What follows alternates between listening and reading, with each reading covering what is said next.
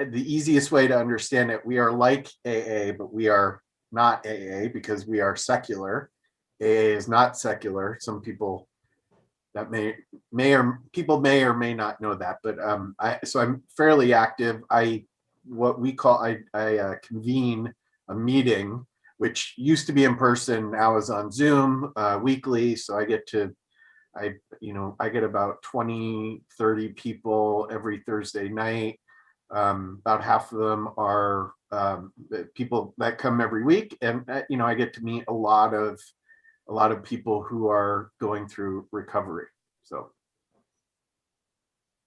that's me, and I'm glad Paul asked me to be on this panel. I'm definitely passionate about both gun ownership and about recovery. So happy to be here. Hey, Paul, before you go, I just want to let everybody know I had to restart the live stream. It is now actually live streaming, so apologies for that. You'll have some work to do when you come back. I was expecting it. Cool. So yeah, so this is I guess we'll just kind of go into this. This is a really big topic. And as far as addiction and recovery and sobriety, there's libraries that have been written about this. I'm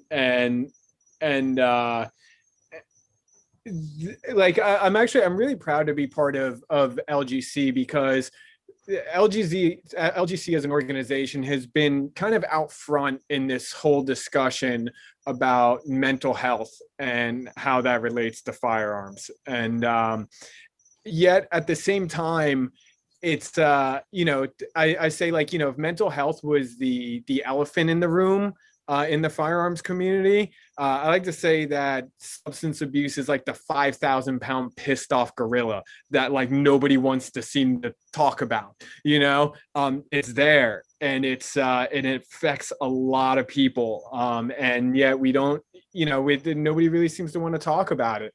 I mean, just to go, I'm not going to harp on this too much, but just to kind of get some conversation going, 48% of all homicide perpetrators have alcohol in their system at the time. 37% are intoxicated. That's significant. There's huge connections between, where mental health has connections between suicide and also, being a victim of violent crime.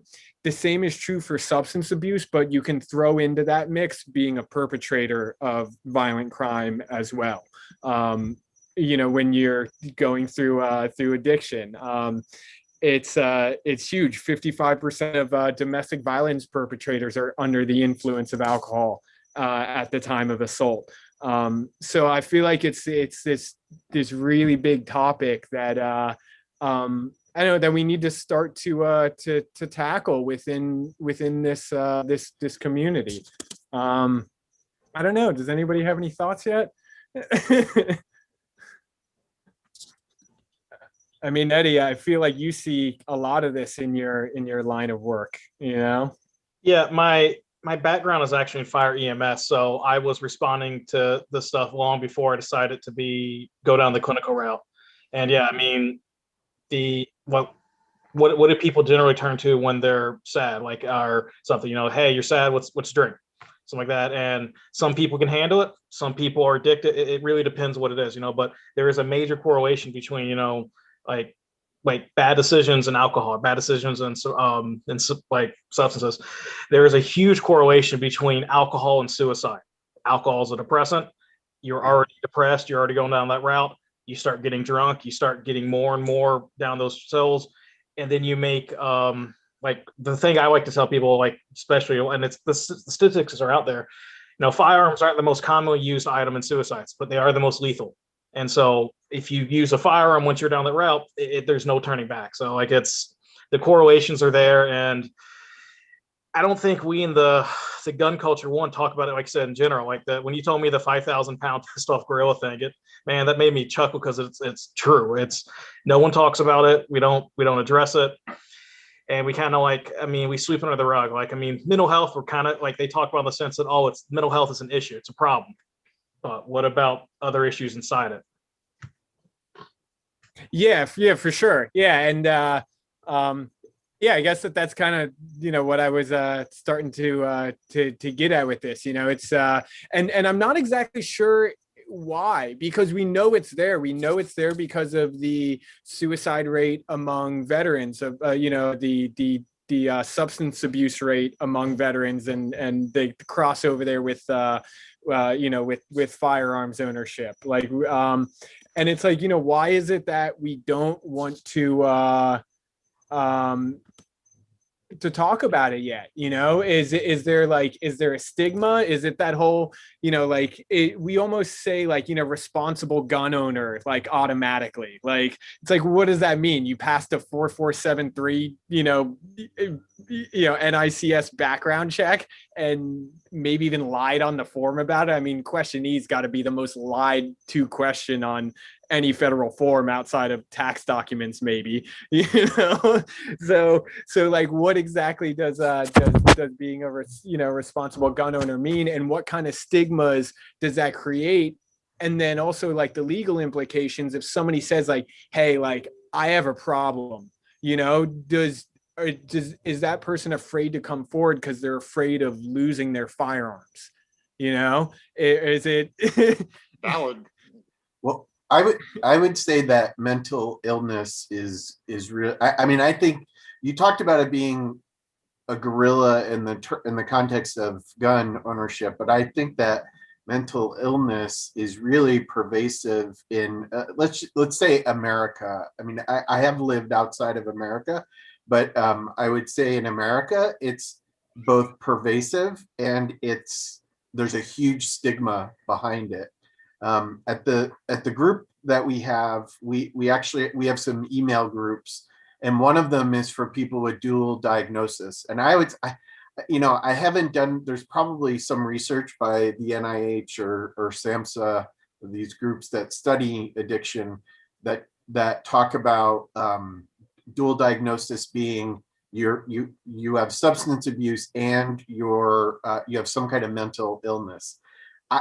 I would bet that it's very, very high, because we have, this dual diagnosis group is very large. I went into what's called an intensive outpatient program.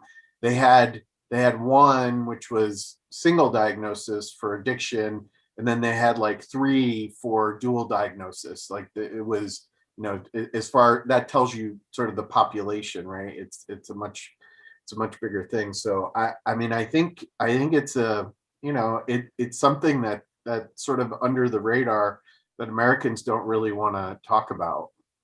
Yeah, I mean, I'm sorry.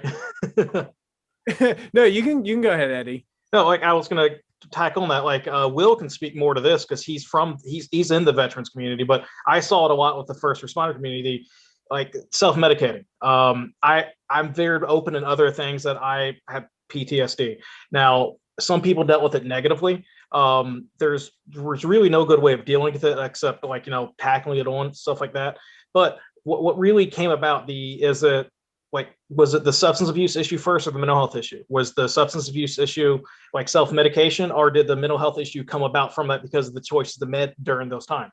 So it's the dual diagnosis. It's a lot of programs, they're slow to adapt that, hey, people have both of them and it is okay. Or they maybe like, I wouldn't say that every addict or every person who's in recovery or something like that has a dual diagnosis, but when when seeking the drugs or whatever you were seeking, you were doing different activities. So those generally came about something, even if it's something as like generalized anxiety disorder or anything like that. Like, what were you doing these substances for? What were you trying to medicate in the past that you didn't want to deal with? Yeah. Well, and that's the thing. And so this elephant and this gorilla, they're kind of like a pair of schoolyard bullies in a way. And they're working together and they're egging each other on and they're pushing each other to do, make increasingly poor decisions. And it turns into a spiral, right? Like, being depressed leads you to drink, and drinking leads you to more depression. And is the veteran in the room, and I always throw out there, I'm not a combat veteran, so I'm speaking from a peacetime veteran perspective. I knew I was alcoholic in high school, but I like got my doctorate in alcoholism in the service. It's cultural. It's huge. Every military event you attend, there is booze. Like meaning like social event, barbecues, picnic, baseball game, booze everywhere. You go to the PX, booze is cheap, like relative to the civilian economy. It's like dirt cheap. It's crazy cheap. You can afford to stay drunk all month long on a E1, E2 paycheck, and it literally feels like it's promoted. Like, and it may be a little different now. I'm back in the mid '90s era, but I mean, it was insane. It was crazy how much it's like, oh, things are great, drink. Oh, things are bad, drink. And and that carries over into the gun culture at large. It's the acceptable thing to do. You know, you can't take pictures of like your bong and a thing of weed and next to your gun and post it on Instagram.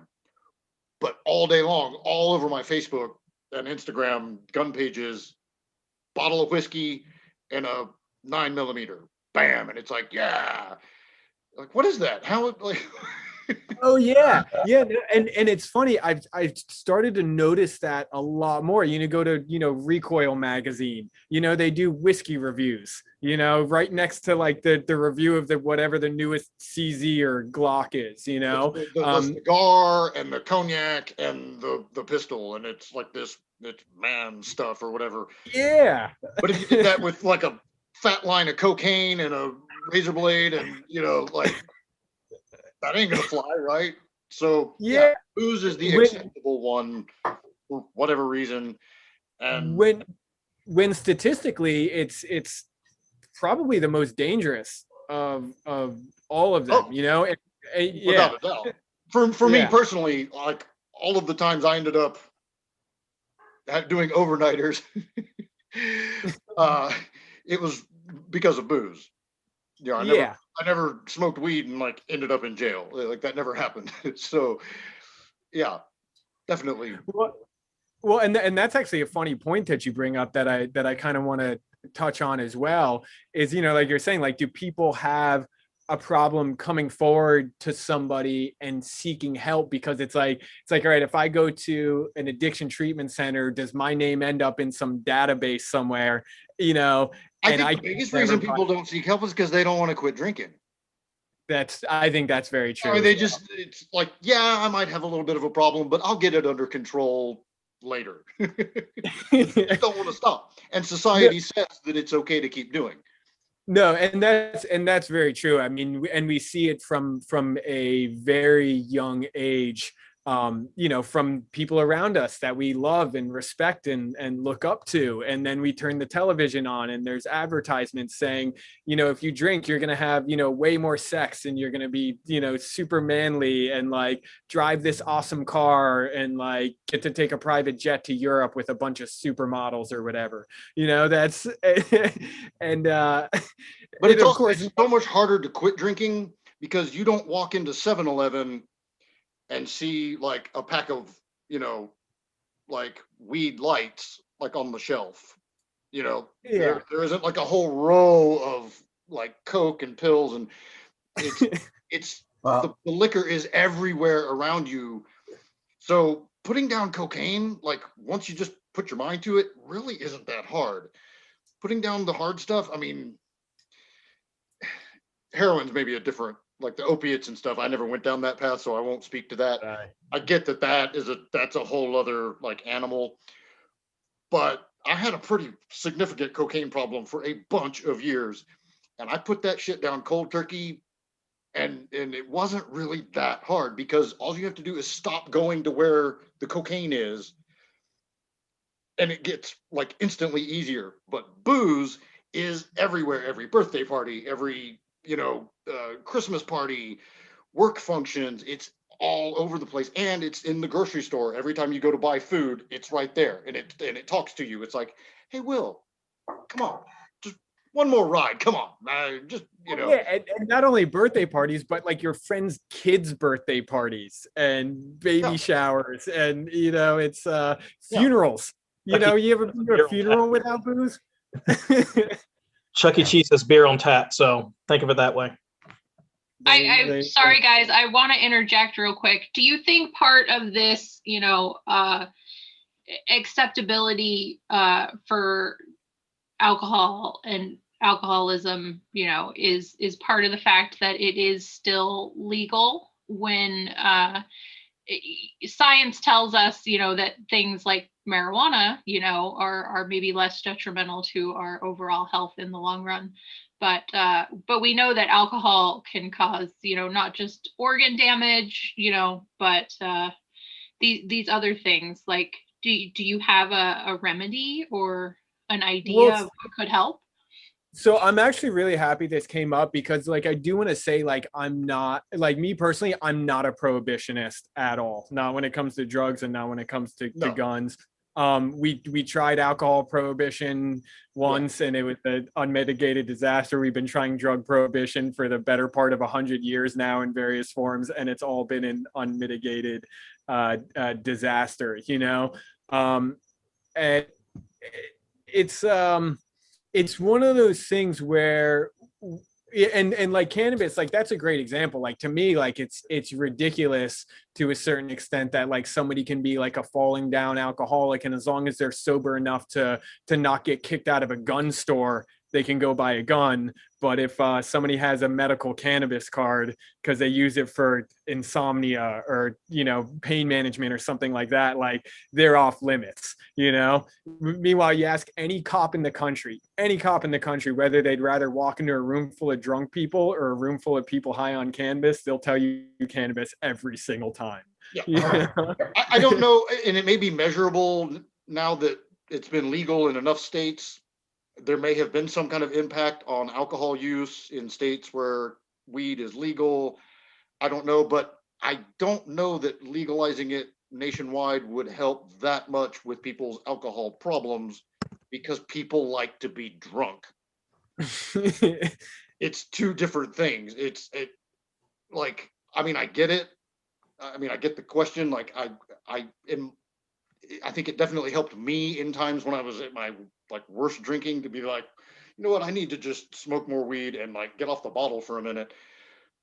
But inevitably that birthday party, that work function, that Tuesday afternoon when I'm alone and some kind of event would happen where I needed to get absolutely shit-faced drunk, and it's because I liked being very drunk.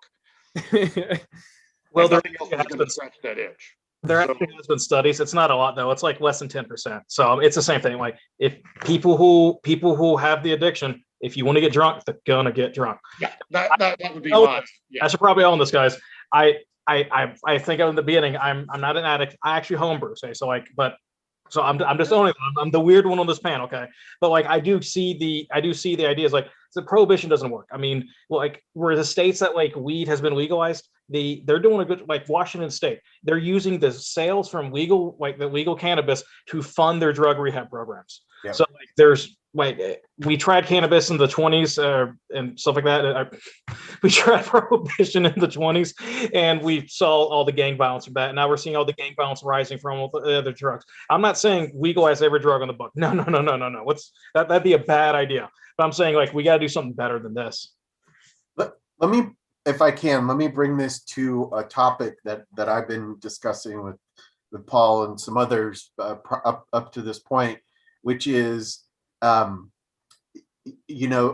very careful when I first meet people. And like I said, I convene this meeting every Thursday. There's a lot of, people who I've never met before. So I actually do not talk about firearms at all, even though for me, it actually was a part of my recovery, because it was something that so number one, I was I had a gun way back when I was a teenager, 20 or whatever, didn't shoot for a very long time, and then just recently got back into it last year. And so, and I had said I'm 3.5 years, so I was 2.5 years into my sobriety, and I thought, well, now I can do it, because before, when I was using, there's no way I would have wanted to purchase a firearm. Who knows what may have happened? but I'm very confident now that I can do that. And so to be honest with you, sometimes in this Thursday meeting, I'll say like barbecue or woodworking, which are some other hobbies that I have. I'll use that when I really meant like going to the range or whatever. But I'm sensitive. Now, when you get to know somebody and you learn about somebody's path to recovery, in which of the hundreds of people that I've met, there's some common things, but for the most part, everyone's path to recovery is different. Some people go to AA, some people don't, some people go to a detox, some people don't. It's all over the map. But my mentor in the group that I volunteer with right now, he's a musician and he loves music. He loves watching small bands, perform. Well, where do those small bands perform? At bars, right? So for me, to be honest with you, a bar is more dangerous than a firearm, but that's me. For him, he's totally fine going into a bar and not drinking. He has his club soda and he goes and he drinks.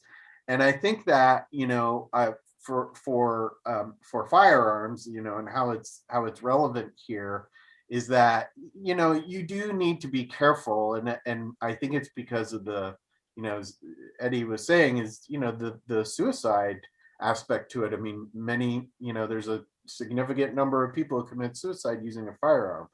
So it's something that we definitely have to be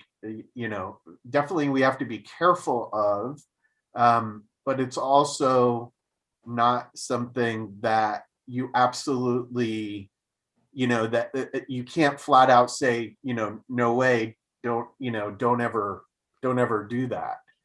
I think it's a lot more complex, right? Which is Paul, in the intro you were talking about sort of the complexity of really gun ownership, right?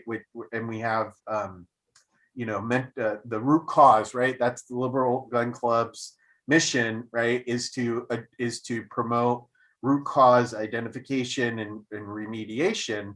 And unfortunately, the root cause, it's really complicated, right? It's more complicated than our government that can barely even pass a budget, right? It's so complicated that they're not going to be able to. I mean, my opinion is they're not going to be able to fix it. You may call me a pessimist. I hope I'm wrong. But that's my feeling about it. Will, you had something to interject here? So I have a grandfather I never met because he committed suicide with a firearm. Yeah. Before I was born. And he was a known alcoholic. So through all of my years of drinking and using, I had two policies: no motorcycles and no guns. And that served me very well because I was a little bit nuts. So, and I don't mean poor choice of terminology. I'm sorry. You were the responsible drunk?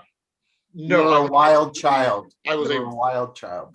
Yeah. I was always the kind of alcoholic. I did not have to drink every day. I tended to, but I did not have to. Never drank in the morning, never drank at work.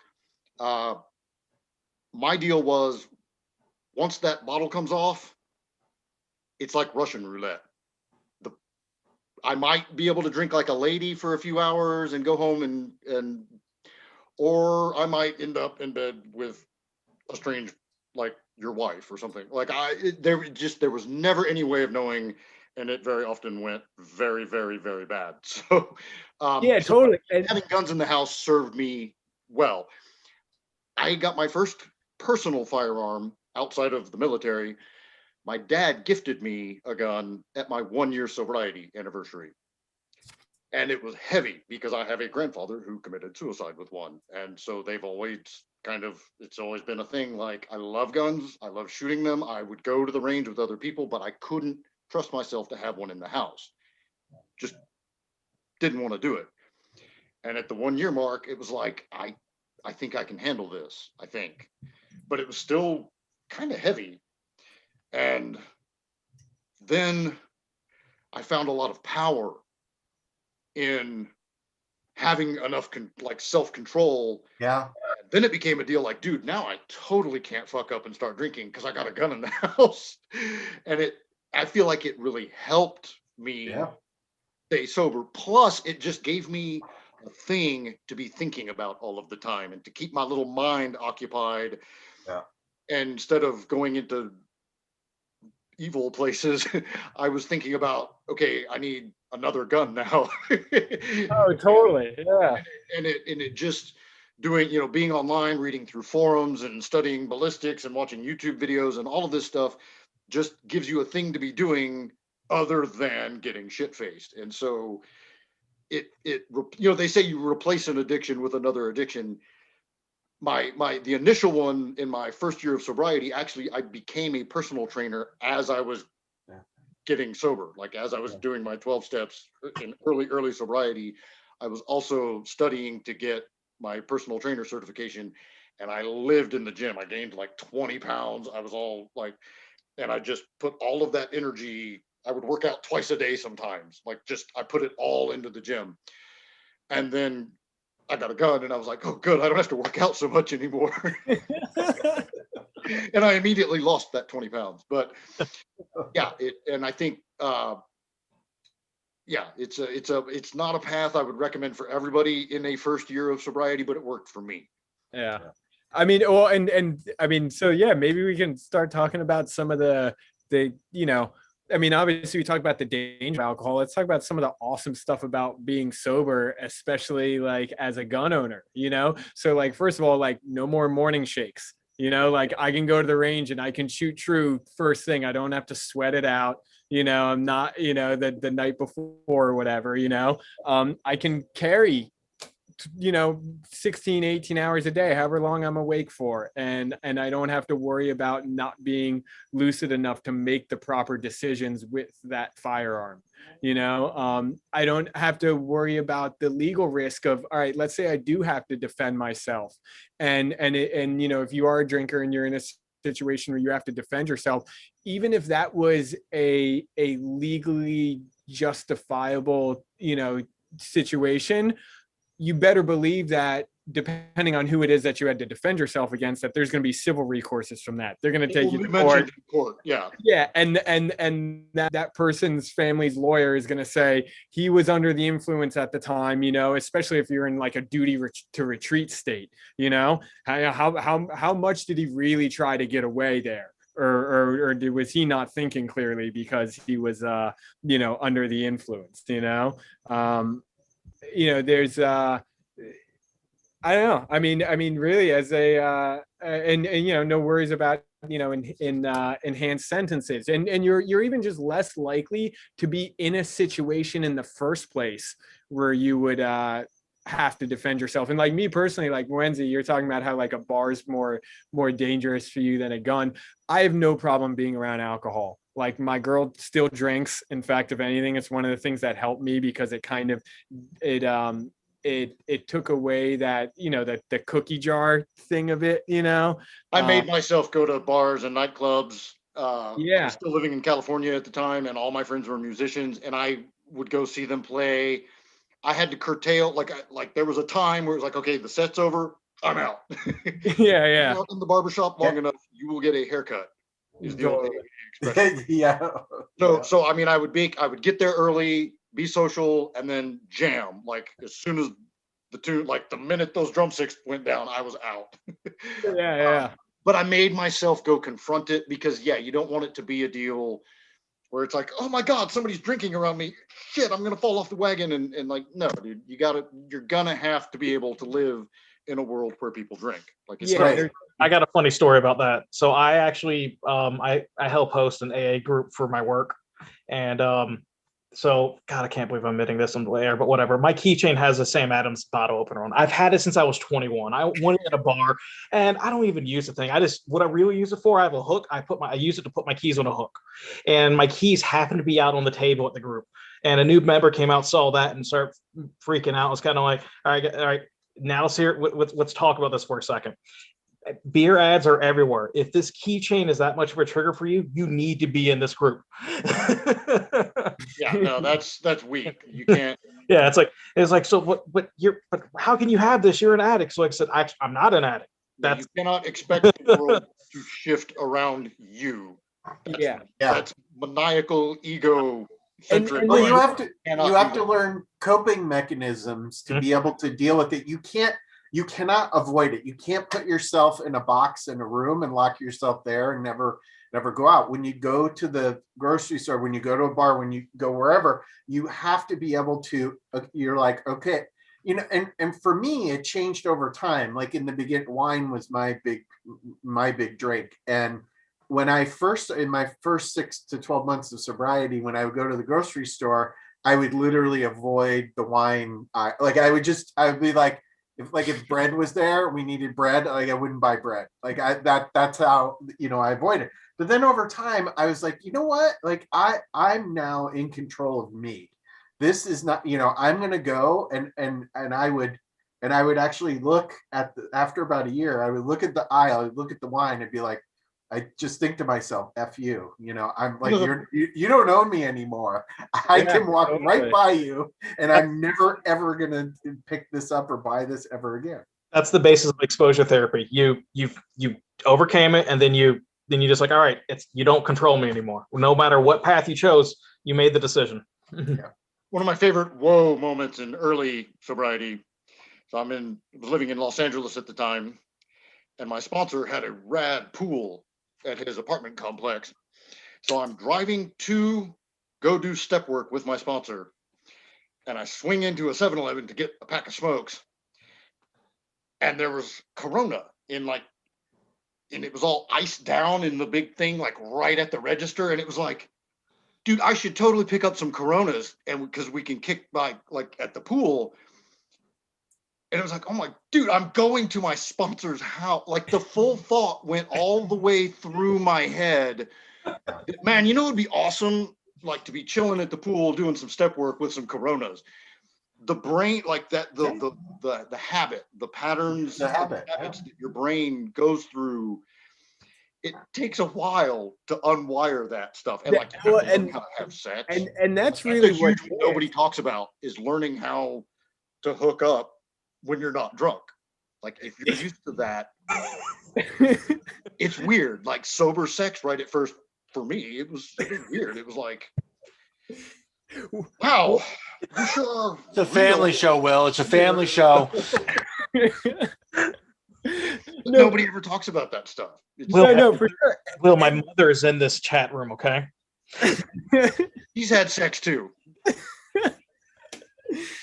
But so that's the whole thing, right? Is that at a certain point, like to me, like I tell people that I drink as much as I want to whenever I want to, and that amount just happens to be 0, like because you can abstain and use willpower for long enough to get the booze out of your system, right? And let your body flush itself. And then at a certain point, like you have to start to a large extent, like reprogramming your unconscious mind to see alcohol for what it is.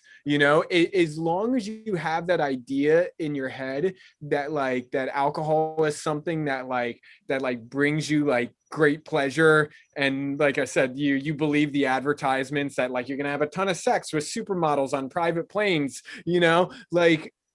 as long as that idea kind of persists, then it still has power over you, and just using willpower, willpower fails over a long enough period of time. As anybody who's relapsed several times, and I've seen a lot of it in my life, can tell you, at a certain point, like, you need the knowledge and the tools to understand where, like, your belief systems come from, and be able to recognize, like, when you see an advertisement or you see somebody drinking around you, even somebody you look up to, and realize, all right, what parts of my brain is that activating? What is that trying to tell me?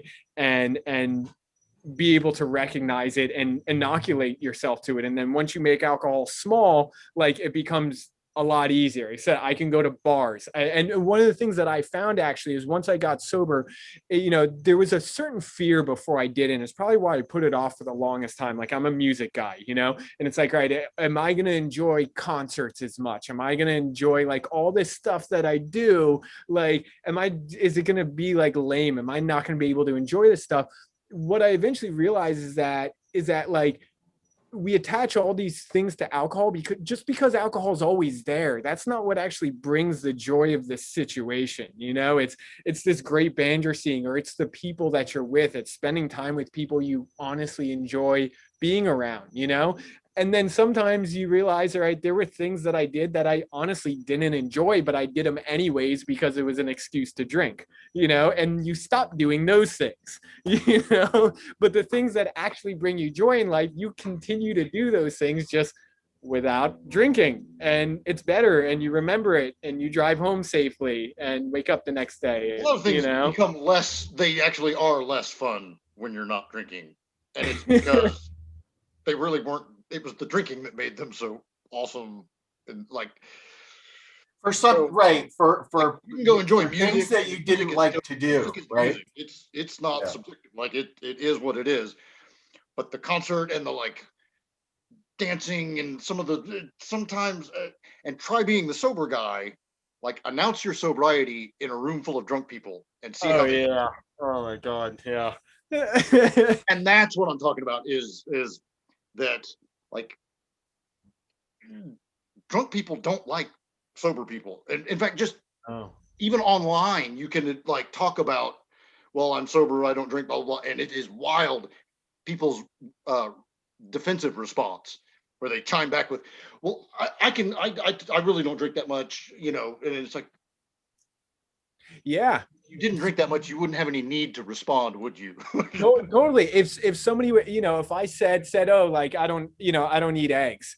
Well, I only eat like half a dozen a week. I'm not that into eggs, like, I eat them, but it's not my thing, Yes, that like, right there. That is exactly what I'm talking about. Yeah. Part of that is because you're kind of holding a mirror up to somebody in a little bit of a way, and it's confronting Makes something them very uncomfortable. Yeah.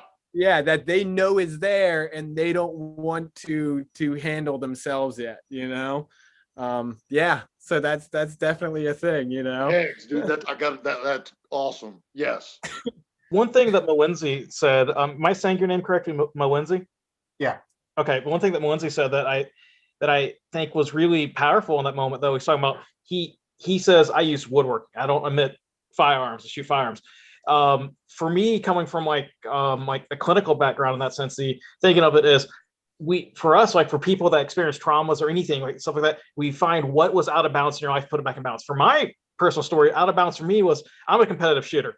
And by the way, the story about people shake in the morning, I got a funny story about that one. Not me, but it cost us a national championship. So trust me, it's pervasive in a culture. But the getting back to what made me successful and happy in life was going back to shooting competitions, which alcohol was there tons of. So I get that things like, this is a very important discussion, but like the ability that, like, hey, like, not wanting to admit that you do fire or stuff like that because you either had a past or going through stuff right now, it's almost powerful. Like the fact that not only did you have to hide the addiction, now you have to hide what makes you happy. It's wow. Well, let me be clear. I have a responsibility to people who attend my meetings. Okay. And you know this by being in the business, that, like, if you're in these meetings and you're a week, 2 weeks, 3 weeks sober, I mean, 99% chance you're going to relapse, right? And when people relapse, bad things happen. And so that's the only reason why I do it. With people that I know are in long-term sobriety, I openly talk about it. I don't care, because we've all developed our own ways of coping with it. But yeah, Do want to just to be clear about that. I guess I should clarify this. When I was saying that, I wasn't trying to use you as a primary example. I was just like, I know your story is not the only one out there that's like that. And so that's it was just kind of it triggered something in me that was like, it's a very powerful moment that he talked about there. And here's another positive thing about not drinking anymore when you're into guns. I mean, I was looking at my finances from a couple years ago. I estimate I spend anywhere between $300 a month on a light month to $1,000 or more in a month on alcohol, and that's like 2 or 3 boxes of 9mm these days. That's a gun every couple months. Absolutely. I took that money that I saved and bought an AR. I mean, I with the money I saved, I bought an AR. So absolutely, there's a benefit. I mean, they actually, I mean, and there is truth to this. They say a heavy drinker will spend anywhere from between like $250,000 to about $400,000 or $500,000 in their life on alcohol. So like, if you quit, say halfway through the lifespan of a heavy drinker, you're potentially saving anywhere from $125,000 to $250,000. That's like winning the lottery just by like putting the damn bottle down. You can buy a class 3 machine gun and have fun. You can buy 6 of them. It's also a lot of calories. It is a lot of calories, and as being a former personal trainer, it's wild how many people, like, they spend a bunch of money with a trainer, they get the gym membership, they show up, they do the training, and then they go home and get shit-faced, and they're just completely canceled any possibility of seeing results. And it's just liquid calories. It's just empty liquid calories.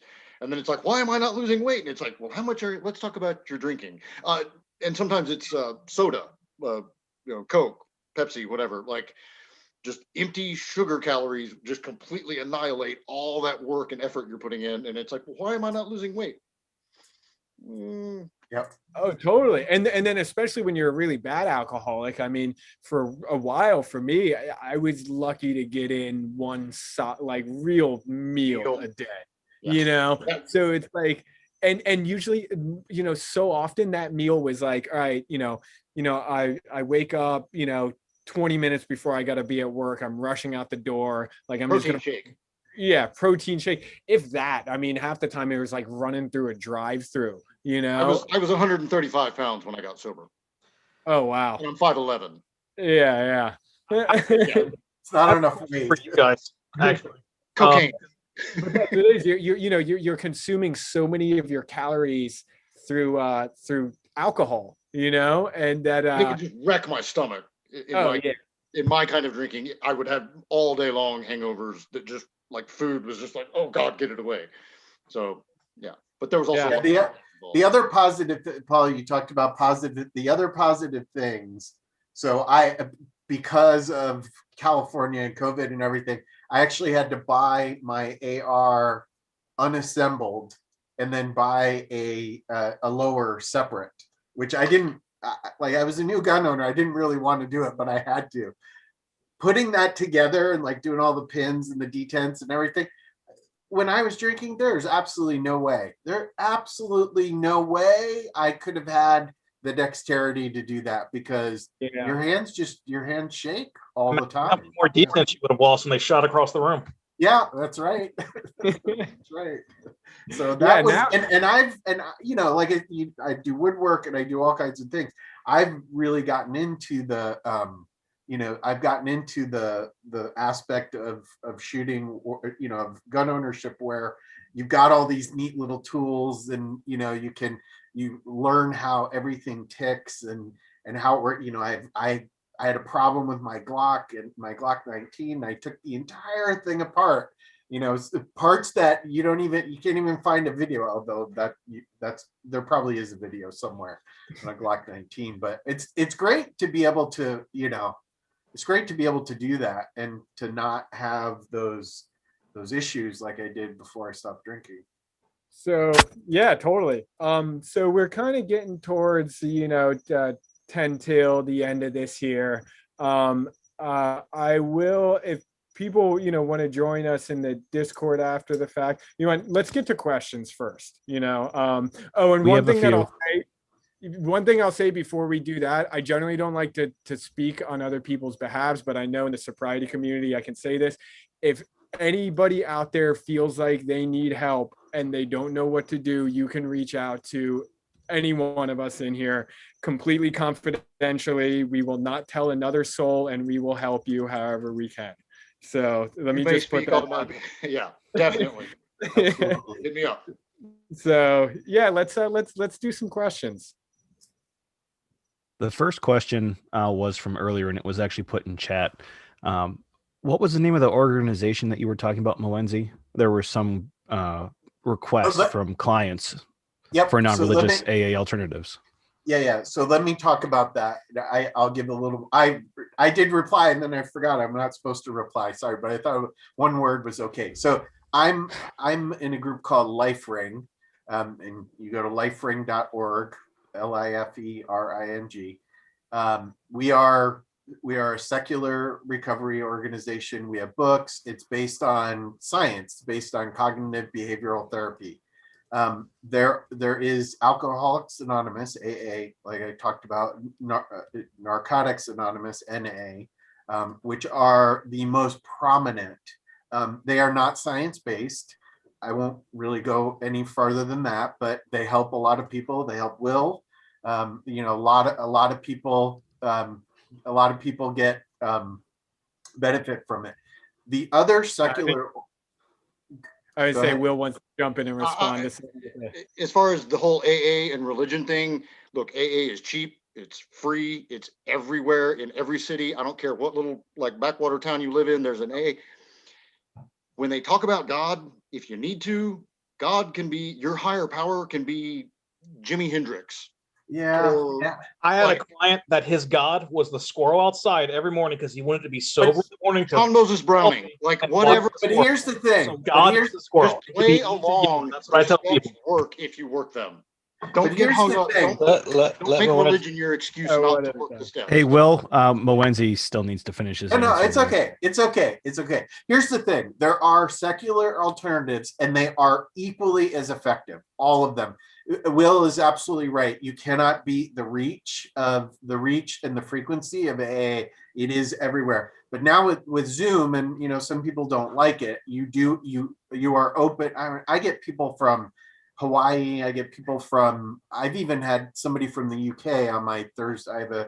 It's Thursday in the evening Pacific time. So we do reach farther. Let me talk about the other organizations. Then there's an organization called SMART. And SMART was a bunch of people who are disillusioned with AA.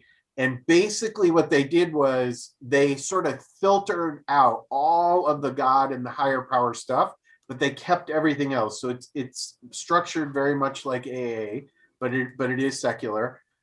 There's another group called Dharma Recovery, which used to be called Refuge Recovery. They're into Buddhist meditation. It's pretty big on the West Coast. They actually have a lot of meetings. And then there's something called Women for Sobriety. And these are all free. These are all peer-to-peer. They're all nonprofits. They're all, they're all known organizations. They don't make any money off of anything. They are different than a recovery facility, which tend to be for profit. A lot of them are, maybe not all of them, but some of them are. And there's a lot of there actually is a lot of issues with those, but that's probably for another session. We can get some links to those. I know that you were talking about them, but make sure that we put those links in the. You want me? I can just put them in the chat here. Put them right in the chat. Then we'll grab them. We'll put them somewhere useful other than the chat, so that the rest of the world can see them. Thank you for that. Do all of you have any favorite memoirs about addiction and recovery? Okay, so maybe not memoirs, so to speak. If we're talking like literature, there was two books that got me sober when I made the decision. There was one by Alan Carr, and it's called the Easy Way to Control Alcohol. It's gone through a couple different titles through different editions, but just look up Alan Carr. That book was invaluable to me. And then there's another one by Annie Grace called This Naked Mind. And both of those just really broke it down and threw the truth of it right in my face. And it's hard to unsee truth, you know? And in a certain way, This Naked Mind is a little more narrative, where Alan's book tends to really just focus on the the science of it more. This Naked Mind, it's a really interesting story, and it kind of takes her, she explains all this through her own life and through people that she knows, and people that she knew, and it's stories of success and stories of failures, and why certain people were successful and why certain people failed, and it's just absolutely invaluable. And what was the original question? Was it about it about stories? No, it was sorry, I'm stumbling over my own tongue now. Paul was interpreting it as literature, but the original question was, do you guys have any favorite memoirs about addiction and recovery? So LifeRing actually published a book I think the year before, called Humanly Possible. I'll post that in the chat right now. So this is all people who've gone to LifeRing, and other groups as well, and they told their story. Some are a couple paragraphs, some are a couple pages, but it's about 60, and I think it's about 60 stories, maybe a little bit less. And we're working on actually a second version of it, second edition with even more stories. So it's Excellent. it's not one person giving their memoir, it's lots of people giving small memoirs. So I guess that helps. Okay. Eddie or Will? Oh, you mean like anecdote stories? Well, no. We're talking about like books, memoirs, anything that you would recommend reading wise for anyone that's looking for it. And the main thing, I read 2 books when I was like doing my step work. Eckhart Tolle, A New Earth, and The Power of Now, which was shunned. Both were like shunned in the AA kind of world. They don't like anything that's like new agey or whatever very much, but those were both very useful for me. I was also going through a divorce, and so I just was trying to figure out a lot of things, and I found his. I'm not a huge reader, but I like those. I felt like really were very helpful. Excellent. Paul hit mine. The Naked Mind was a good one. Most of my work, I'll be honest, is in trauma, and trauma and addictions go hand in hand. So that's where I specialize in a lot. And for me, the one thing that if you find yourself in those guards, the thing that I like to recommend out to a lot of people is Waking the Tiger by let me pull it up. Peter Levine. It's about basically recognizing the traumatic events in your life and how to overcome them. So waking the tiger within, in a sense. Okay, and the last question, what are your thoughts on the Portuguese model with regards to decriminalizing everything, which has been going on since, I believe, 2001, after a quick Google? Open question for everybody. Yeah, I'll speak to that. It's a heck of a lot better than what we're doing here. Part of the reason why it works is because they have universal health care there already, so that when people are when people have drugs and they're caught with by cops or whatever, it's not like, all right, you're going to jail. It's like all right, we're going to get you the help that you need, and the way it's not going to cost you anything because it's part of your universal health care already. My opinion of it, from what I know from the research that I've done on it, is that it is light years better than here, where we take this public health issue and treat it as a criminal justice issue, which one thing I'll talk about, which kind of relates to race a little bit in the United States is I always found it interesting how, in the 1980s, 1990s, all of that, drugs there was all a criminal justice issue. That's all it was until little Johnny, started shooting smack in the basement of his parents' house in suburban Massachusetts, and mom was popping pills at the same time. Then all of a sudden, like, everybody loved to talk about it. Like, all right, now we all of a sudden woke up to the fact that this was a public health issue, and we were able to talk about it that way. Also the fact that now we have 25% of the world's prisoners, right? Yeah. Clearly that doesn't work. So I spoke about this earlier. I can't really speak of legalizing everything. Part of that, like Paul says, is the fact that, like, if you are caught, they have the funds ready to be able to help. One thing I did speak about was what Washington State did, and I'm a very big fan of what they did. They legalized the most common drug that's out there and basically decriminalized it. The marijuana, it's legal there, and what they're doing is they're funding their drug rehab programs. If you're caught with any amount of personal use drug, we're not talking about you're running kilos of coke or anything like that. If it's a personal amount, they give you two options. I think it's like $100, $200 fine, or you go to the drug rehab program that's self-funded by the marijuana sales. So most people are going to choose not to go to jail, even if they're just, all right, only play this 30 days for hots in a cot. Who cares? Maybe something comes out about that. Do they get a lot of proper relapses? Sure, but that's in general. Go to any hospital psych unit where they take substance use as well. You're going to have the same people coming through there once or twice a month. Yeah. Okay, true. Anything? Oh, one more resource that I'd like to add. And it's funny enough, there's a subreddit r/stop drinking. Yeah. And that was super invaluable to me. In fact, it's kind of how I stopped in a way. I was using Reddit a bunch, and it just popped into my feed while I was still drinking heavily. And so I followed it. I was probably really drunk at the time, and then so just people's stories and their struggles and their successes and all that stuff started popping into my feed. And I'm like, wow, like, this isn't just me. Like, and there's tons of people going to have that, like, daily reminder and that kind of daily support group. And that daily, like, seeing people be successful quitting drinking and quitting drugs, it's like, wow, like, I can do this. Like, this is totally doable. Nobody has a gun to my head anymore. Like, I can do this. So yeah, that was a very invaluable resource to me. So if you think you have a problem, maybe check that out and just read it.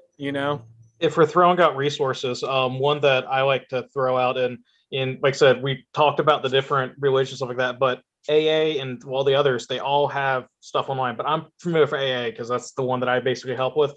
If you need a meeting, I know anywhere in the world, any time of the day, there's a meeting on Zoom somewhere on AA. COVID has been wonderful.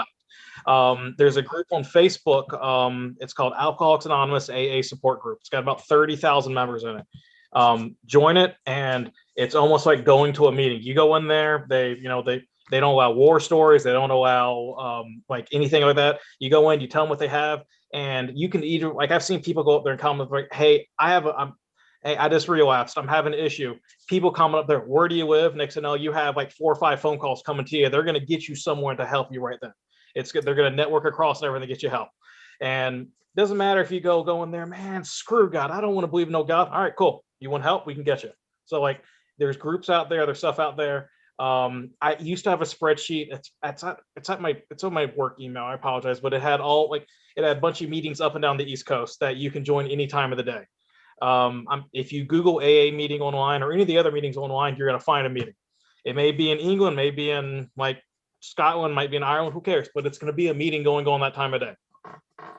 Eddie, do you are those links that you can publicly share if you had them right now? Yeah, I can do the Facebook one.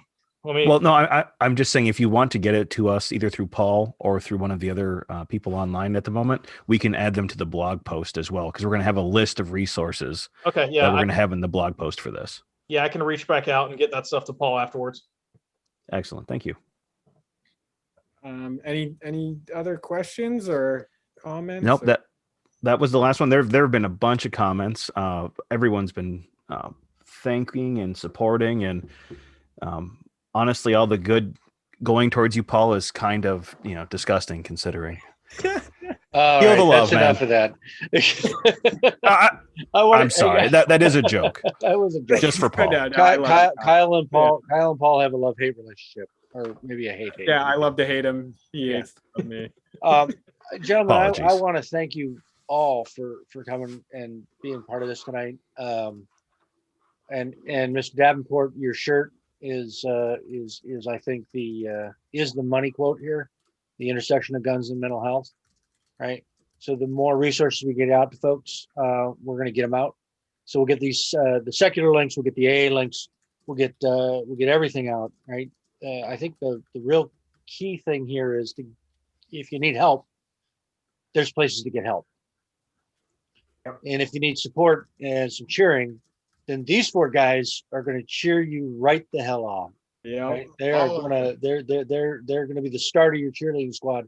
So don't be afraid to ask for help, and don't be afraid when you need help.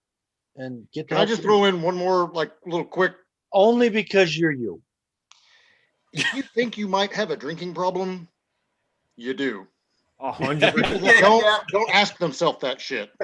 Yeah. Come to a 100%. meeting.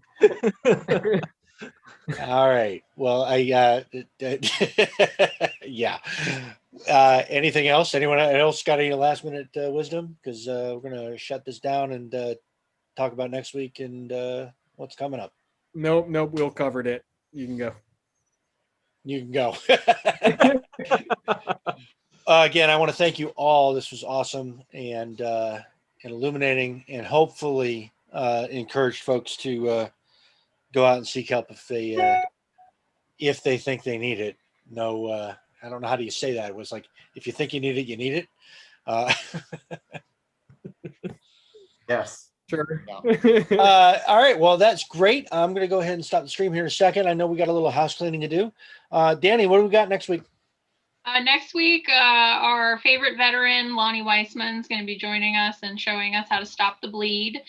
We do have a few videos on our YouTube of this, but this is a good opportunity for you to follow along at home, at your desk, with your tourniquet. It'll probably be a little bit more of an open forum than what we're having tonight, so people can ask questions or show their own demonstrations. So please join us for that. That's going to be the start of March is going to be the month where we take it back to basics and stop talking about obscure guns for a little while and start talking about things for all the new gun owners that joined us in 2020. The week after, I believe that's March 8th. March 9th, we're going to have a panel on lobbying and legislation to follow up with the postcards that everybody received recently. It's going to be how to talk to your legislators and how to write to them to make sure your message gets across, because we do have a new administration, so we need to start working towards keeping our rights active. And then the following week after that, we will have Scott back again, and he will be showing us how to make it all safe. We have rescheduled last week's cancellation, and that'll be happening March 16th. So check the website under the upcoming events, which is also in your membership portal. Read the emails when you get them and click the link at the bottom that takes you to the registration page. Don't rely on the live streams. Make sure you register so that you can attend in Zoom and participate with us. Thank you. And thanks to all of our panelists again. This was wonderful. Thank you. You're very welcome. All right. So you heard Danny. Register. If you're on the Zoom, you know how to get there. If you're not on the Zoom and you're on one of the other channels, go to the website, membership.theliberalgunclub.com, and sign up for one of these events, because we got a full slate, which is the first time I think we've scheduled it out 3 weeks in advance. So on that note, folks, I'm going to go ahead and kill the stream if you'll be patient while I do that.